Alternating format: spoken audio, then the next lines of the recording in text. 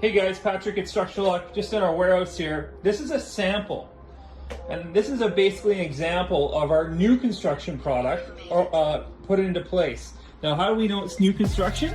Well, it cups over the top and cups over the bottom. Now, our retrofits, the floor would already be laid down.